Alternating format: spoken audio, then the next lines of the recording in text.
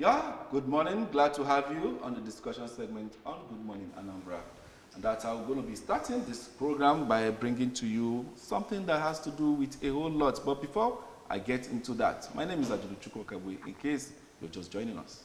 My name is Monia Mwokoye, and I want to ask, how much do you know about your environment? Well, the little I know, green is everywhere. As far as I know, the sky, sometimes white, sometimes blue, and the cloud is moving. Though looks puffy, but very heavy. All right, today actually happens to be International Day for the Preservation of the Ozone Layer. And we're here on Good Morning Anambra show to talk about the ozone layer and climate change. How connected are they? And I'm putting up this question for you. How much do you know about the ozone layer and the climate change? Well, let's see what our guest will definitely be telling us about these questions that we have for you this morning.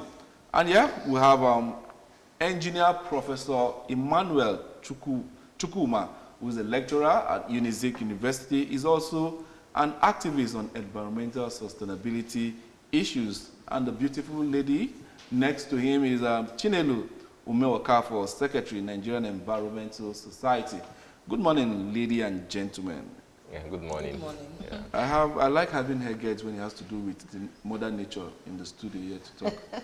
Because you guys will tell us a whole lot about what the eyes can't see and what to definitely feel.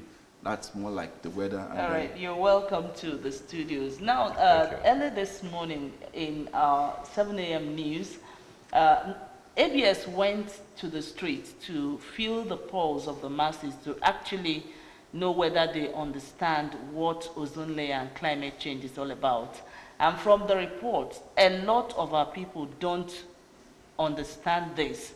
So I think this is an opportunity for you to clarify or let the people understand what ozone layer and climate change is all about. I don't know, Chinelo, let me begin with you. Ladies first. Okay, the ozone layer is kind of a shield that prevents the direct rays of the sun to us. On humans. Yes, both humans and plants, in fact everything that is on earth. So it's more of, it prevents, the shield just shield the direct, as I said, the direct rays of the sun to us. And this ozone layer being the shield, if it's not taken care of, kind of, it has so many effects on humans and plants. In fact, it has been linked to skin diseases, cataract, and so many things. So that is what ozone layer, that is the simplest way to bring what ozone layer is. So climate change is small. I think we know what climate change is. It's because we are not putting it in the context of climate change. People seem like they don't know what it is. Okay. We all know what it is. There is a lot of... From one weather to the other? Yes, the weather has changed. I can remember when I was growing up, March usually used to be the first rain. And it goes to August and stops. But now, we are still seeing rain in September. It just started. So there is a lot of changes that is already happening in our climate. So I think we all know what it is. It just, when you put it in the context of climate change, people seem like, I don't know what it is. But when you explain it to the layman, we all know what it is. All right, let's Prof come in a bit. Because Prof, this ozone layer, where is it actually? Because somebody listening to or watching Chinelo may just, where is ozone layer? Where is it located? Where do I see it? How is it? You know, if you can get deeper illustration of what ozone layer is all about. Okay, so just naturally, like we are all breathing in oxygen, and oxygen in chemistry is O2. Okay. So ozone layer is O3, that is an additional oxygen. So we have O3. So it's actually a gaseous compound or substance that exists at what we call the stratosphere, some level in the atmosphere. So just like the way you put on your eyeglass, like sometimes when I stay on the computer for a long time, I'll put on some eyeglass that has this capability to shield my eyes from ultraviolet rays. So the ozone layer is actually something that God has actually put in the stratosphere or the atmosphere that helps to shield the earth from the dangerous rays from the sun, which is ultraviolet ray. So the ultraviolet ray, like we said, it has a lot of dangerous effects. The energy from the sun has some components that are not actually convenient for human. So the ozone layer is actually there to help to filter, to shield the earth from that dangerous ultraviolet rays. Thank you. Thank you very much. Thank you. While you were talking and you made mention of God protecting us, my mind just went back to Bible, Genesis, when God created the earth, and then firmament, the earth had a firmament and stuff like that. Is that ozone layer the firmament that the Bible is talking about? Yeah, it's actually part of the atmosphere, stratosphere. So it's just a layer, just like the oxygen. So how did it come to be? As in what? How did it manifest? How did it get to be that protection shield? And now you're talking about man trying to prevent so that we don't lose that covering. Yeah. So can we actually remove that ozone layer? And how did it get to be? Yes, just like we all know, one of the problems we have on Earth is human activities destabilizing nature. Okay, so God in his infinite wisdom has been able to institute a number of things, and most of the problem humanity have is our ignorant activities that destabilizes the Earth system. So once there's any destabilization in any of these processes, it has a way to hit back on us. So the ozone layer has been there, but recently, when man started, during the industrial era, we started producing a number of chemicals. And then, some of these chemicals are emitted into the air, and then just like you get salt and water, you put two chemicals, they react. So some of these chemicals started reacting with the ozone layer in the atmosphere, forming new compounds. So by that, the ozone layer, the thickness started diminishing. Is that what we call depletion of the ozone layer? Yeah, so the reactions, there's now some things like chlorofluorocarbon from refrigeration and the refrigerator and the rest of them. All of these chemicals were now reacting with this ozone layer, depleting the thickness. So instead of having that thickness that helps to shield, it's getting thinner. So what happens is that ultraviolet ray that is harmful is now getting more entrance into the earth and now causing a number of challenges. This is getting interesting. Now, very interesting. Let's go a little bit further, talking about the depletion of the ozone layer. When you talk about man's activity depleting ozone layer, does science exploration to outer space contribute to the depletion of the ozone layer? Because in some documentary I watched, they talked about tons of debris that are, flying in space, and that astronauts or even spaceships could even come in contact with that, and it will endanger man's life. There are some explorations that happen, and then the craft crash in space, and those things don't fall back to Earth. Are they in any way depleting the ozone layer? Because they are not falling to Earth, but they are somehow, evolving in the stratosphere and the rest of it all. Are you referring to me? Yeah. Okay, so just like I said, ozone layer is just like a normal chemistry. You get two compounds or two elements and react, a new product is formed. So when you talk about the exploration in this space, it actually doesn't have much impact on that. Okay, it doesn't have. What actually has impact is the release of chemicals from the Earth that reacts with the atmosphere ozone layer and then tends to form new compounds. Okay. Yeah. All right, then let me come to you. We talk about the ozone layer, and one may begin to wonder, why is ozone layer important for life on Earth? And of course, ozone layer and climate change, are they related in any way? If yes, let us know. If no, you let us know. Okay, why it is important for us and the connection between the ozone layer and climate change. In fact, it has been known, or is known, that the same chemicals that deplete the ozone layer are still the same chemicals that causes climate change.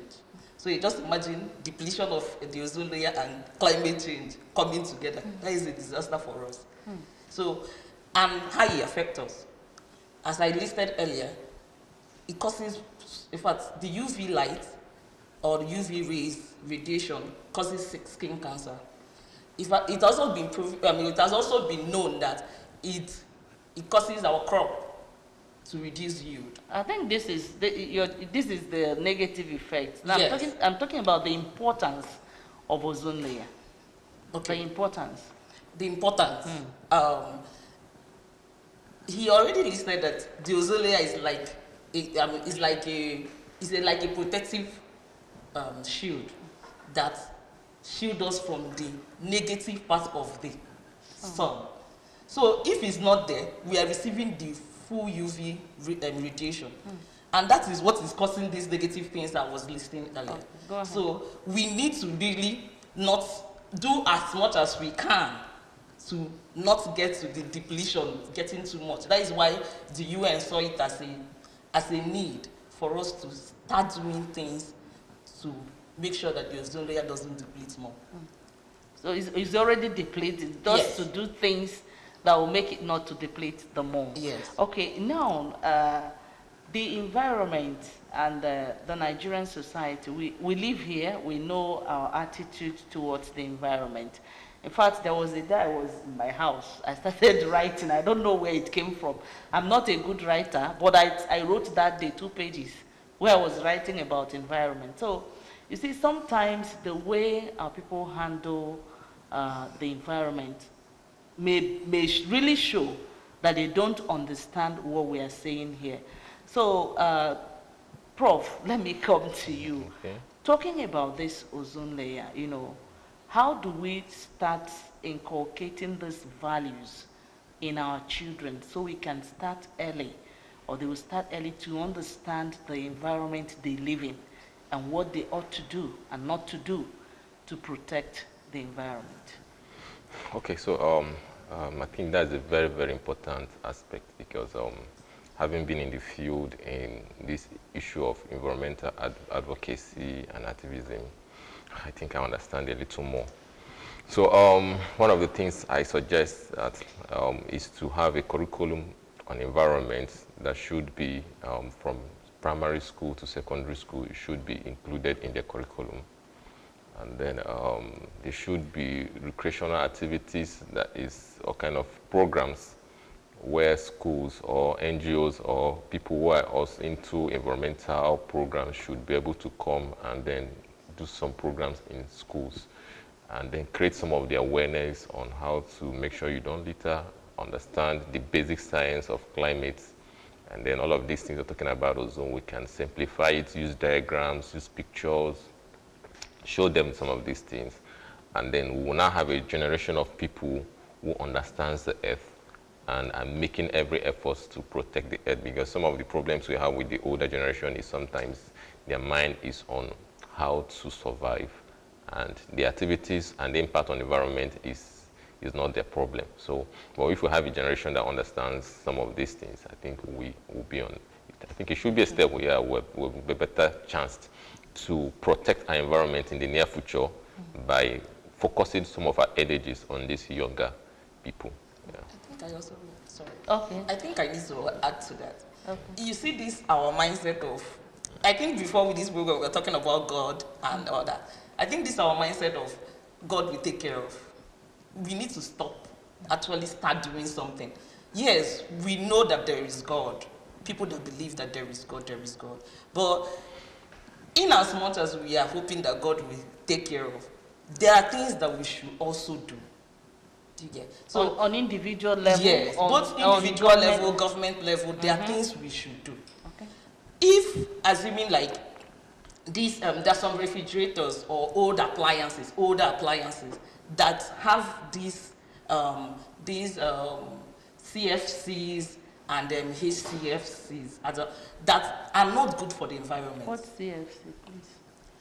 Prof? Yeah, chlorofluorocarbon, that's the chemicals That is the chemicals actually that cause both depletion. depletion of the ozone layer and climate change. Okay. So, if we have these appliances that are actually not good, in fact, Nigeria has gone to the extent of implementing that this equipment don't come into the country.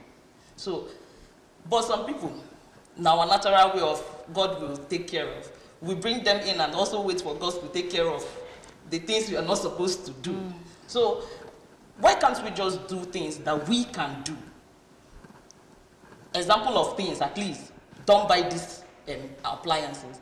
Don't use chemicals on your fan. For clearer understanding, please, what appliances are you talking about? Like refrigerators, coolants, and at least refrigerator and freezers are the most common. Okay.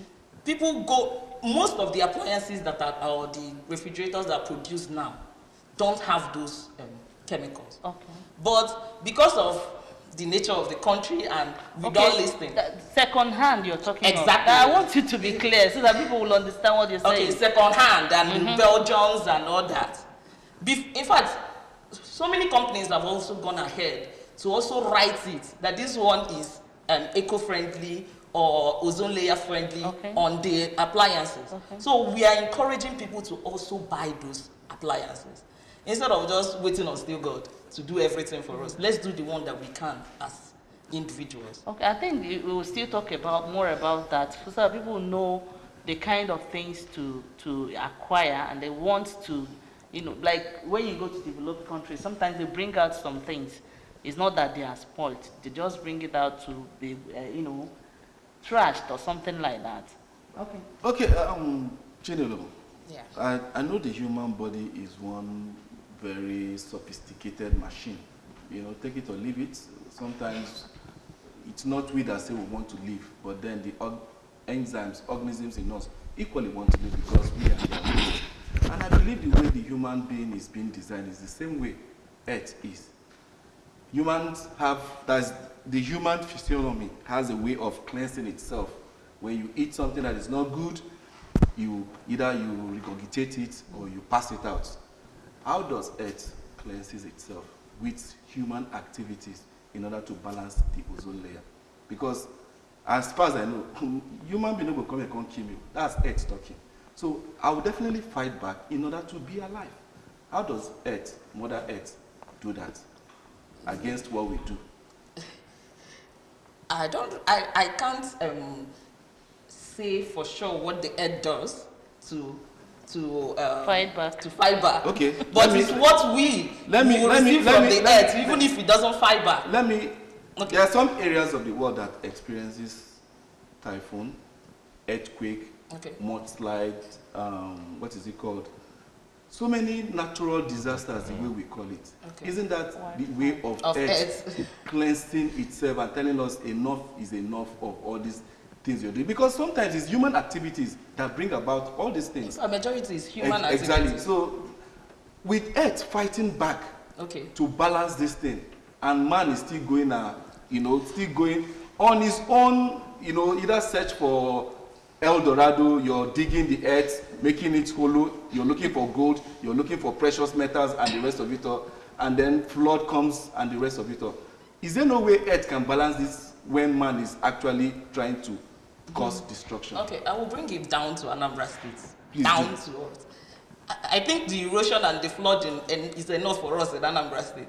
Okay. I think if you go to something like Nanka, Aglo, Nanka, Oku, I've actually gone there. Okay. The biggest erosion.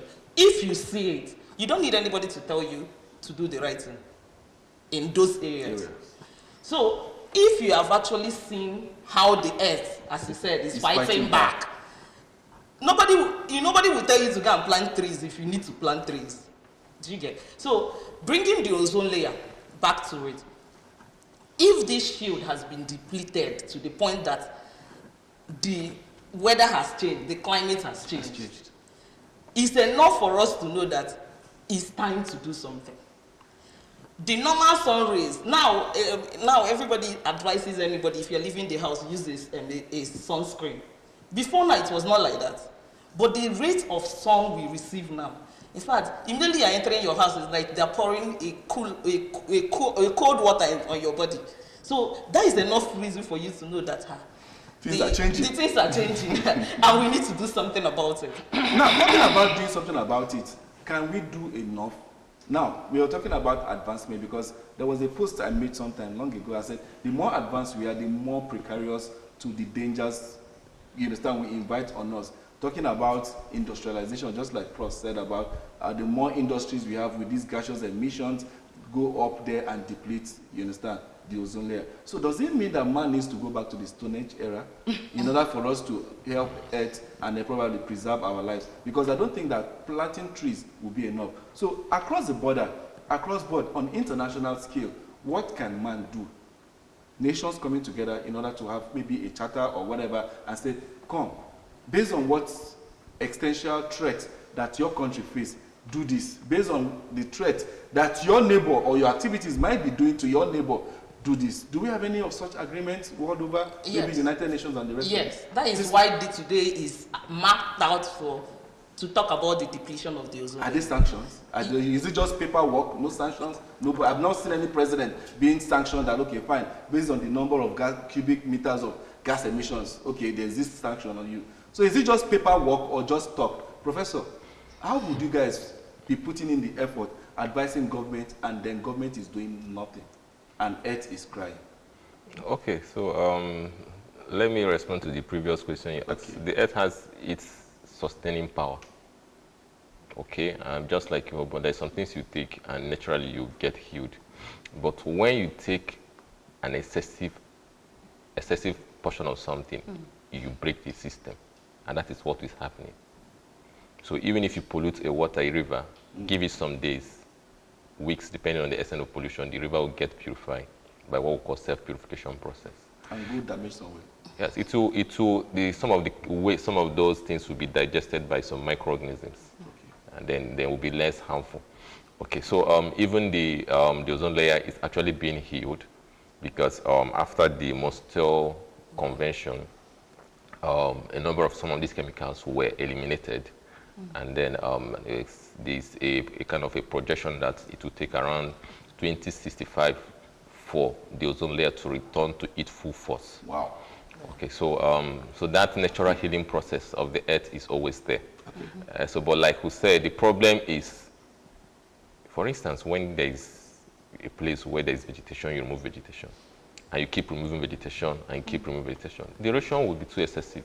So the problem we're talking about is there is a part we have to play to understand our ecosystem and then help in sustaining it.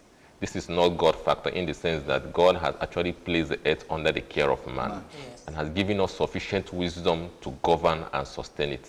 So the problem here is we are ignorant, or a number of us are ignorant, and then doing a lot of things that affects the earth. And then people who are supposed to speak, who are supposed to implement, are just complacent, and then everybody is bearing the full force of the consequences. All right, now talking about what to do to ensure that the earth is healed, or the ozone layer is healed. Just like I said earlier, that in the report that ABS carried out yesterday, and from what is happening in our society, you will agree that a lot of people don't really understand, or even where they understand how to go about, their environment becomes another issue. So I don't know, how do we help ourselves in this situation? For people to really understand ozone layer and climate change in this 21st century. To reduce the depletion of the ozone layer, as I earlier said, there are refrigerators, the Tokumbos and the second hand. No, I think where I'm going is the level of enlightenment, okay, in the society, the level of understanding of people of what ozone layer and climate change is all about. How do we go about it? That is why we are here, actually. If I educate you to the point that you understand it, you go back to your house to educate your children. Eventually, it goes like that. So people actually need to be aware, as you earlier stated. And that is where the NGOs and the environmental activists and all that come in. We need to do more. I used to always say it. I don't think it's left for any society. We need to do more, which is the Nigerian Environmental Society, where we need to educate people more on climate change, ozone layer depletion, and everything that is concerning the environment. And of recent, we are thinking of going to different schools. I've gone to so many schools to actually educate people on climate change and environmental management. So I think we need to do extra by evangelism. So we need to do extra by also, if possible, put it in the school's curriculum for it to be easier to incorporate. Like, if it's not part of the curriculum of any school, students will always see it like a secondary thing. But it's supposed to be a primary thing for everybody to know that the environmental management is for us, it's not for God to come and do it for us. It's for all of us. So that is where the government comes in. I usually say environmental management and sustainability is always a shared responsibility, where the individuals, community, and the government come in to do something about it. The individual we can only do a little by just educating as much as we can. But when the government puts it in policies and legislation, it becomes a different ballgame altogether. People now understand that it is a must that you must protect your environment. All right, now, Prof, you know that when we are younger, that some of these things are in place, or we're in place. Okay. And like when we were in school, the kind of schools we went to, there are trees, you know, that sometimes when you're on break, you go under the tree to play and stuff like that. We have trees, we have waste bins where a child will drop your dirt you gathered from the classroom. We have buckets and bowls outside. When you go out on, take permission from class and go out, coming in, you go to that bowl and wash your hands and stuff like that. So these things were in place, when we were much younger. And one begin to ask, where did we miss it? What actually went wrong? That some things that we used to do that are good for us and for our environment, all of a sudden we left them. Yeah, for me, I think everything depends on leadership. Okay, once leadership changes their priority, it also affects a lot of things. So for me, I think since we started having political instability, and then a number of things were no longer priority.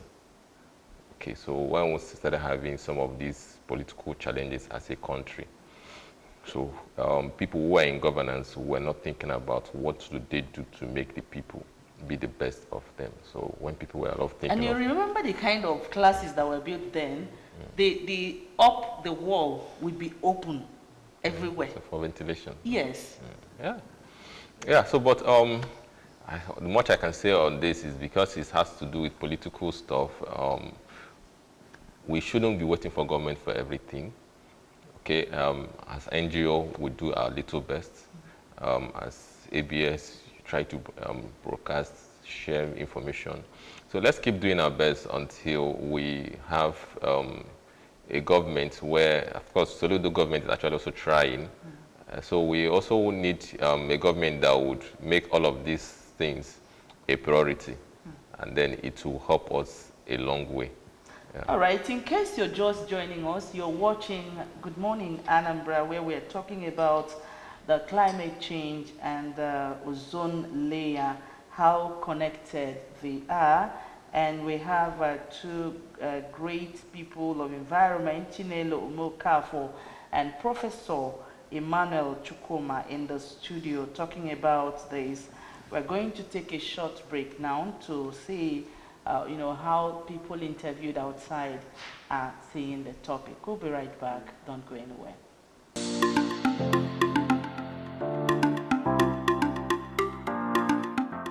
You keep your surroundings very clean when you avoid bush burning and avoid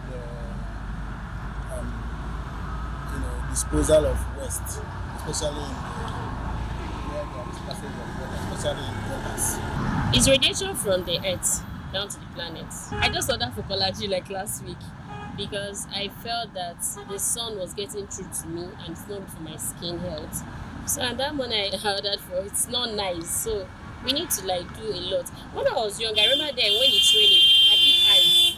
But now I don't see that they can say because the ozone is in the late or whatever, like years. So I think basically we need to work on our human activity like burning and maybe I don't know. But basically bush burning and the rest. Just help our ozone. So Thank you very much. I like a neat place, and if I feel like litters are everywhere, I can take my time, pick them up, keep the place clean. At least for my own good health. And for people that use it, I use the road. So I do pick up, I do clean up, and sometimes I take my kids. We call it community outreach, and we just clean our environment.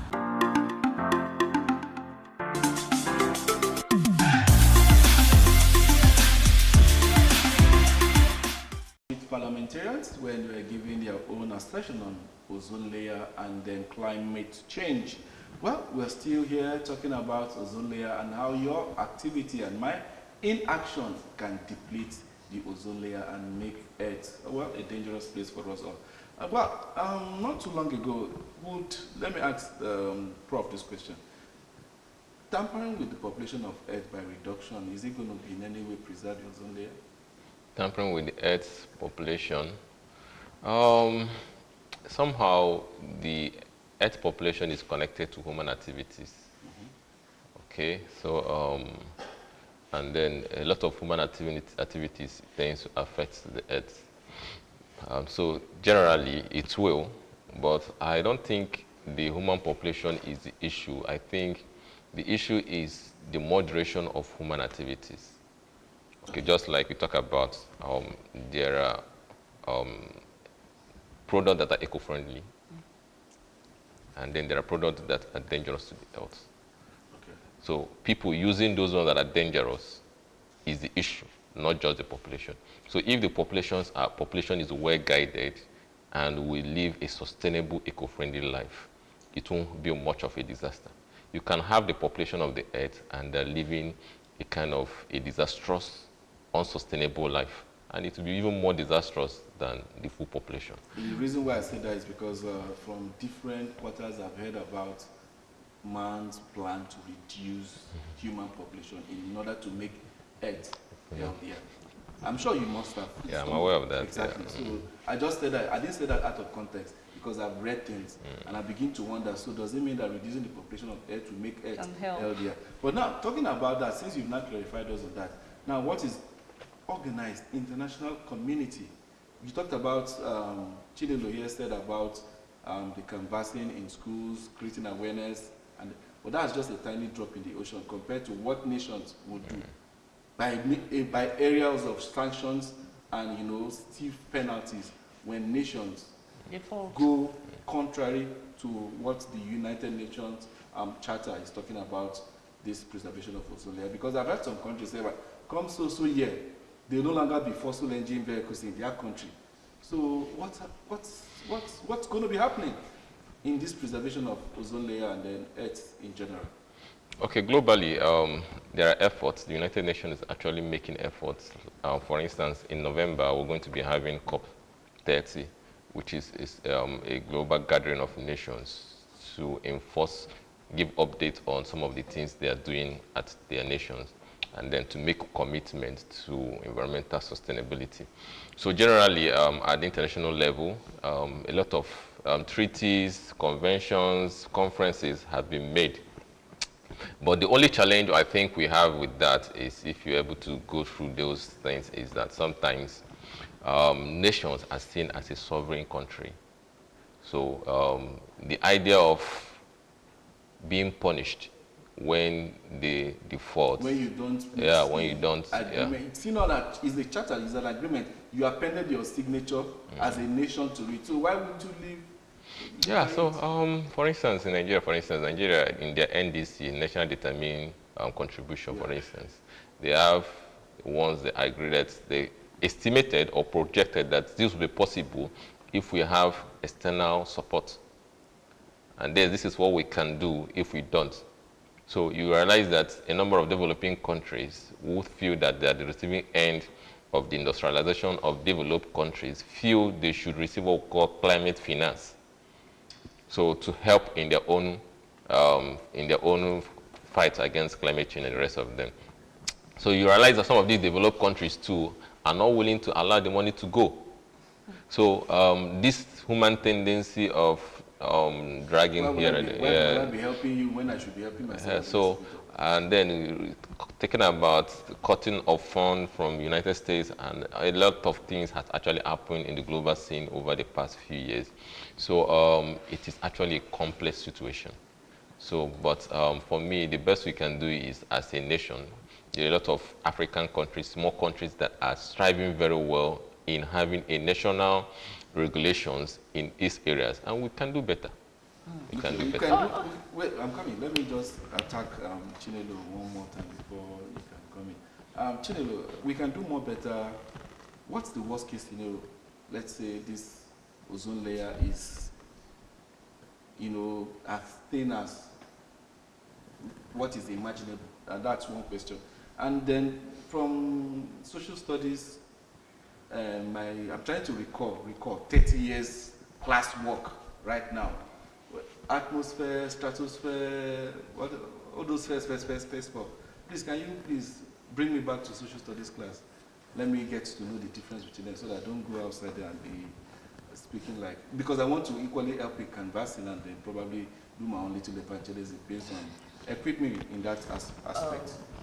Your first question is the worst case scenario. The worst. Yeah. Will cars be melting on the road? Please, let's not get to the worst case scenario. Because man, I think it's important to talk about it. For people to know what happened, what will happen when you don't take care of the environment. If at the moment is not at the worst case scenario, and we are already having skin cancers, cataract, and hunger. In fact, because it's linked to also food production. It reduces the yield in some plants. So if we are there now at this moment, let's not get to the worst case scenario. That is what I will always say. So what we are just hoping is, let's do the little we can to make sure that we don't get to the worst case scenario. That is why the treaty and all those things are there. Actually, I want to also go back to the last question you asked about what are the sanctions. In Nigeria, we have plenty laws. We have a law for ozone layer depletion, like there is 2009. But implementation. In fact, there are sanctions. If you bring in goods that have those ozone layer depletion substance, components, they will seize it at the port, and you have to pay a fine.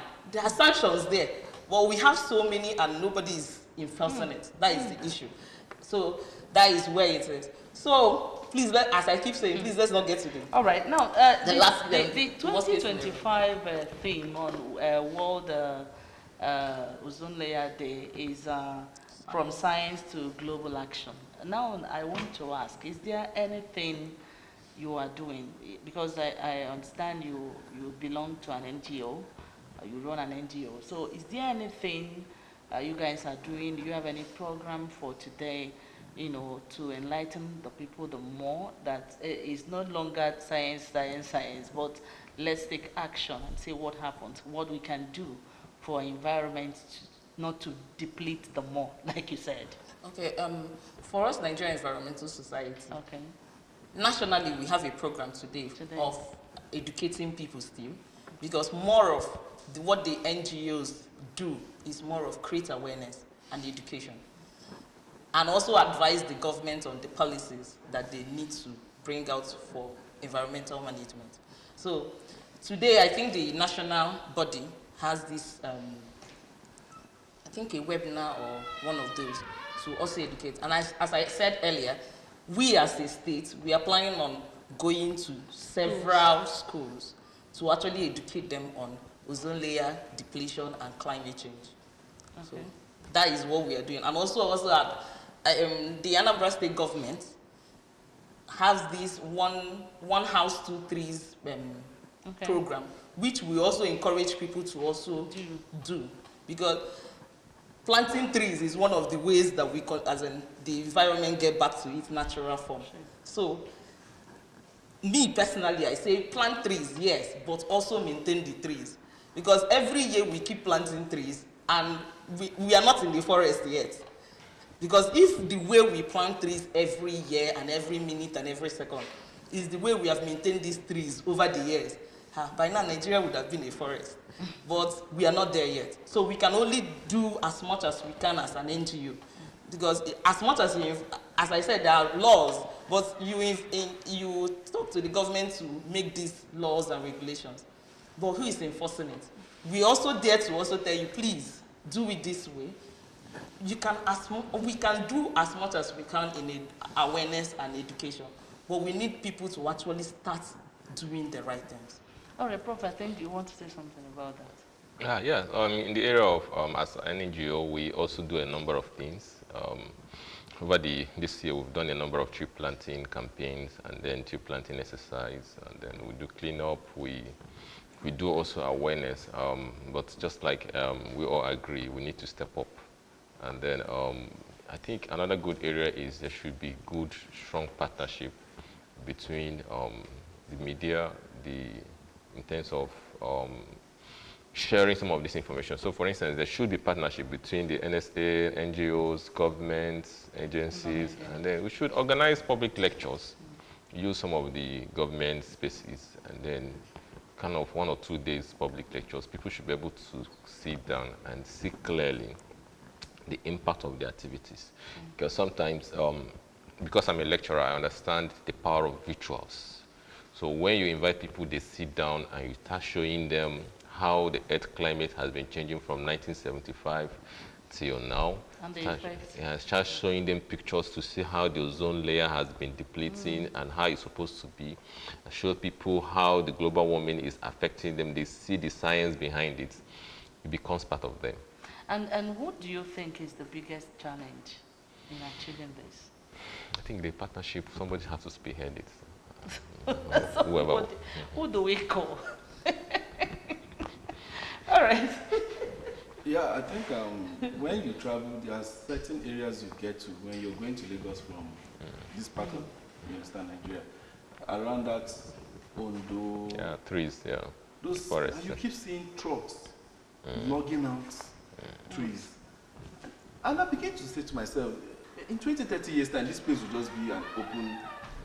Is there nothing your agency and then the likes of people trying to conserve earth can do about reducing the felling of such trees, even though it's for economic value? There are things we can do, which is coming to the government and telling them this thing is bad. But it's one thing to tell them, and it's one thing for them to do. Because I think that thing is equally an IGR for the state government. Yeah, in fact, that is where the National Nigerian Environmental Society, when we have these conferences, we usually have at the end of, as in every year, we invite government officials, both the federal and the state level, to come and understand the need for them to preserve so many things. Yeah. But if you finish talking to somebody and the person goes back and now start calculating, I'm supposed to make 1 million in this area, you're telling me to stop, just because I think we don't have the understanding that what you give to the earth, it comes back to you. Yeah, there was this other one I saw, a country in Africa, I can't really remember the country in Africa, they've laid embargo on export of charcoal.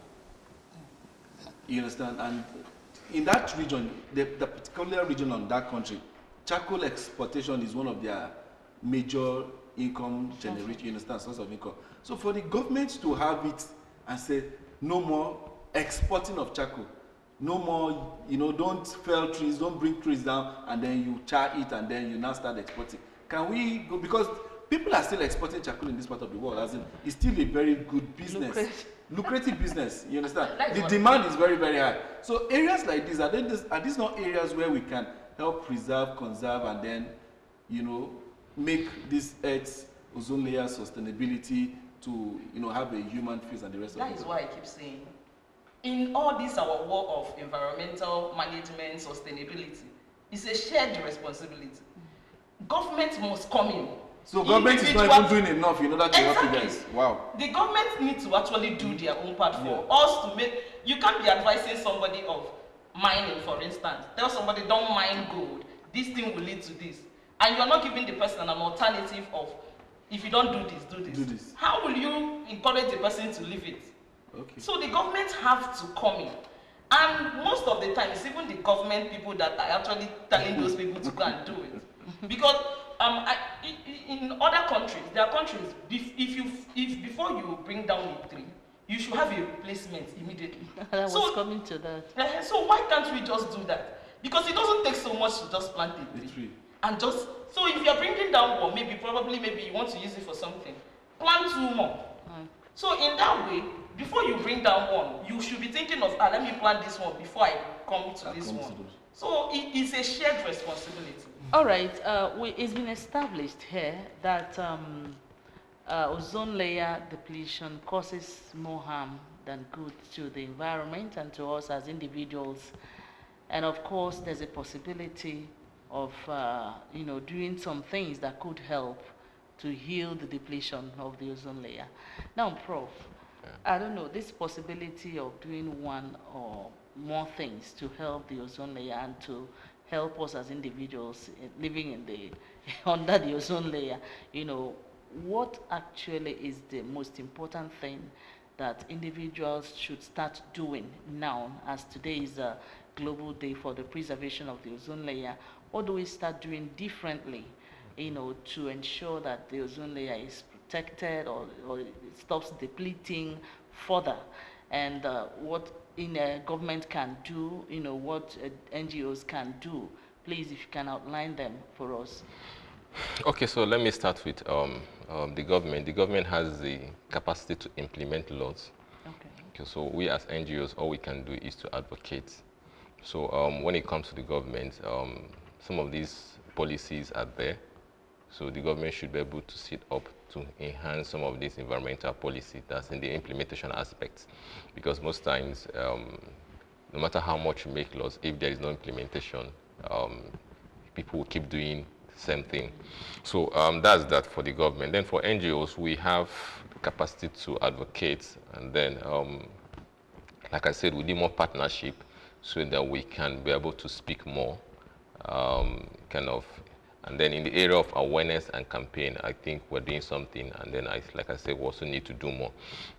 Then for individuals, since we understand that ozone layer depletion is related to the release of some of chemical substance, people need to understand that burning of bushes, burning of, you see people, some of these salons, small businesses, they gather their trash or the waste from tire and the rest of them, and they keep burning all of these things. These are the things that release some of these small particles and all of these things that goes into the atmosphere to deplete the ozone. They might not be as powerful as the chlorofluorocarbon, but they also have a way of reacting with the ozone layer. So some of these random burning of things, indiscriminate burning of bush and the rest of them are part of them. Then some use of chemicals. There are, for example, methyl bromine is one of the chemicals used for pesticides. So people are using some of these chemicals, but these chemicals are releasing a number of substances that affect the ozone. So we should advocate for people to go into what we call organic agriculture. So instead of using your fertilizer, why not use natural manure?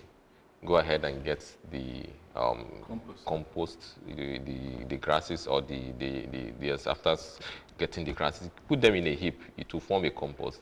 Get natural manure from cow dung and the rest of them, put them together, and then you have a better stuff than thinking of always depending on fertilizer and the rest of them. So if we shift our life from the use of more of chemicals to natural, organic way, I think it will do a whole lot in earth sustainability. Thank you so much. You're passing short, Chinelo, so that we can round up. What do we expect? What's your advocacy for those people out there in order to preserve Mother Nature? I wonder why they know they call her Father Nature. But then, let's have it. Chinelo. Okay, let me just add to what he said. Yeah.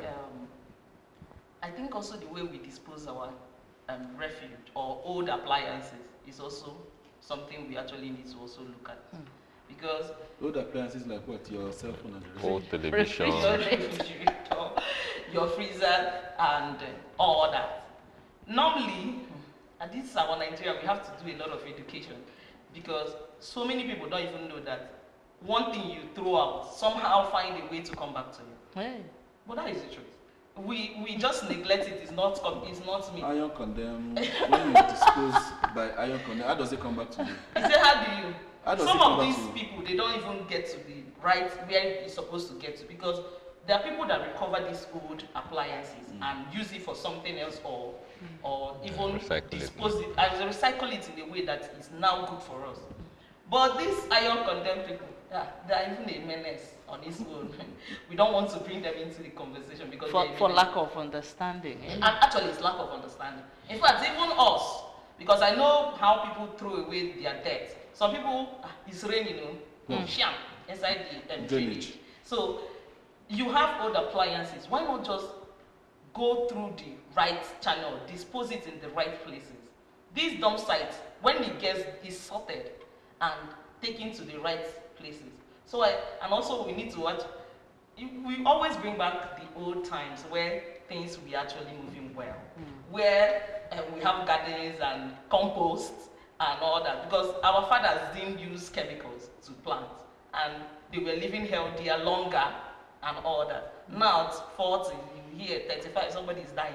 Before it was a terrible thing. And they will target village people. Yes.